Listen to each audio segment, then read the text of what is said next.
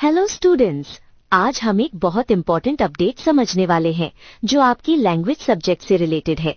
ये नया system NCF-SE 2023 और CBSE गाइडलाइंस के बेसिस पर इंट्रोड्यूस किया गया है, जिसमें लैंग्वेजेस को R1, R2 और R3 लेवल्स में डिवाइड किया गया है। चलिए इसे सिंपल और इजी तरीके से समझते हैं। स्टूडेंट्स को अब क्लास 10 तक 3 लैंग्वेजेस पढ़नी होंगी। ये 3 लैंग्वेजेस होंगी R1 hardest level, R2 medium level, R3 basic level. और सबसे इम्पोर्टेंट बात, इन 3 लैंग्वेजेस में से कम 2 इंडियन लैंग्वेजेस होनी चाहिए। चलिए लेवल्स को समझते हैं। R1 hardest, highest level language, exams थोड़े डिफिकल्ट होंगे। R2 मीडियम, R1 से इजी, सेम बुक्स हो सकती हैं लेकिन पेपर इजी होगा। R3 बेसिक, सबसे इजी लेवल, क्लास 6 से स्टार्ट होगा। Important rules. क्लास 10 तक 3 languages compulsory, at least 2 Indian languages होना जरूरी है। सेम लैंग्वेज R1 और R2 में नहीं ले सकते। Implementation timeline.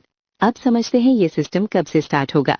2026-27 से R3 स्टार्ट्स फ्रॉम क्लास 6, धीरे धीरे हर क्लास में ऐड होगा। 2030-31 से क्लास 10 तक फुल सिस्टम, मतलब स्टेप बाय स्टेप इम्प्लीमेंटेशन होगा, एकदम सडन चेंज नहीं होगा। Books and exams. Initially R1 और R2 के लिए सेम NCERT बुक्स यूज होंगी, लेकिन R1 एग्जाम टफ होगा, R2 एग्जाम इजी होगा, R3 बेसिक लेवल का होगा। हर लेवल के एग्जाम्स अलग अलग कंडक्ट होंगे। Class 9-10 rules. क्लास 9 और 10 के स्टूडेंट्स के लिए 3 लैंग्वेजेस पढ़नी होंगी। R1 और R2 डिफरेंट होनी चाहिए, R3 भी अलग लैंग्वेज होगी। Special cases. CWSN स्टूडेंट्स को सिर्फ एक लैंग्वेज पढ़नी हो सकती है। फॉरेन स्कूल्स को कम से कम एक इंडियन लैंग्वेज पढ़ानी होगी। तो स्टूडेंट्स, सिंपल वर्ड्स में 3 languages equals 1 hard, 1 medium, 1 easy. Minimum 2 Indian languages, same language repeat नहीं कर सकते।